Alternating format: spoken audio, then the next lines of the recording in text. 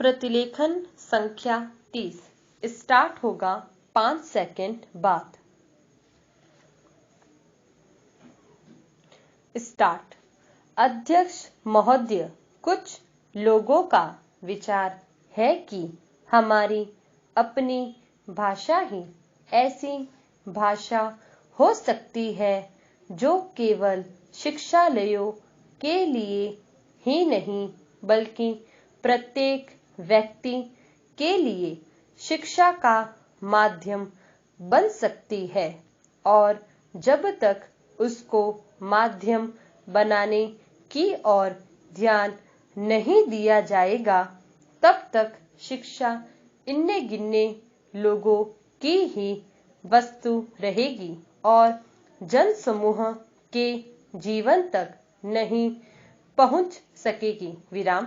दूसरी विचारधारा यह है कि आज के विज्ञान युग में हम इस देश को यूरोपीय विचारधारा से अलग नहीं रख सकते और न इसका अलग रहना वांछनीय है, और इसलिए कम से कम उच्च शिक्षा अंग्रेजी के माध्यम द्वारा ही दी जानी चाहिए। विराम। यदि ऐसा नहीं किया जाएगा तो हम जीवन की दौड़ में और देशों की तुलना में पीछे रह जाएंगे और प्रगति नहीं कर सकेंगे। विराम। यह बात केवल शिक्षा के माध्यम के संबंध में ही नहीं बल्कि विचार करके देखा जाए तो बहुत गहरी है और सारी पद्धति के संबंध में है। विराम। इससे स्पष्ट हो जाता है कि देश में शिक्षा प्राप्त करने की इच्छा बहुत अधिक है जो अब शहरों तक ही सीमित न रहकर ग्रामीण जनता में भी दिख रही है, पर उसका एक फल यह भी देखने में आ रहा है कि इतने लोग इन संस्थाओं से उत्तीर्ण होकर अपने को एक प्रकार से बेकार पा रहे हैं। विराम। सरकारी नौकरियां अथवा दूसरे प्रकार के काम जो शिक्षित वर्ग को मिल सकते हैं सीमित हैं, और जितने लोग उत्तीर्ण होते हैं उनमें से थोड़े ही लोग उनमें लग सकते हैं या उनमें लगने की योग्यता रखते हैं। विराम। अधिकांश विद्यार्थी अब वह काम नहीं कर सकते जो उनके पिता और दूसरे पूर्वज लोग किया करते थे। विराम। अंग्रेजी शिक्षा के फलस्वरूप उस काम के प्रति उनकी भावना में परिवर्तन आ गया। विराम।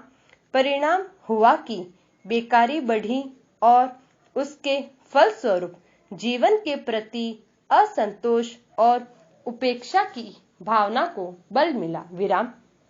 यह इस देश के लिए बहुत भयंकर चीज है, इसलिए हम इस विषय पर मौलिक रूप से विचार करें कि जो पद्धति आज चल रही है और जिस पर हम इतना व्यय करके युवक और युवतियों को बहुत बड़ी संख्या में शिक्षित कर रहे हैं, वह आज की परिस्थितियों के कहां तक अनुकूल और लाभदायक है। विराम पैरा।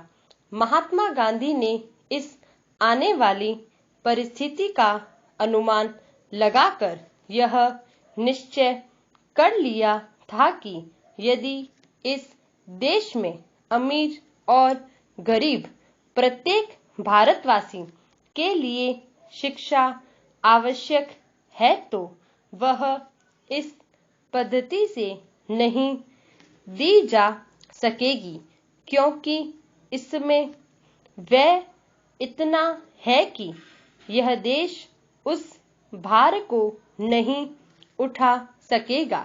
विराम। इन्हीं दोनों विचारों से उन्होंने नई तालीम की पद्धति निकाली, जिसको अन्य देशों के उच्च कोटि के शिक्षा शास्त्रियों ने भी शास्त्रीय ढंग से विचार करके उपयोगी और लाभदायक ठहराया। विराम। महात्मा जी के विचार से जहां तक मैं उसको समझ सकता हूँ, इस पद्धति में अपने दो मौलिक तथ्य थे। विराम।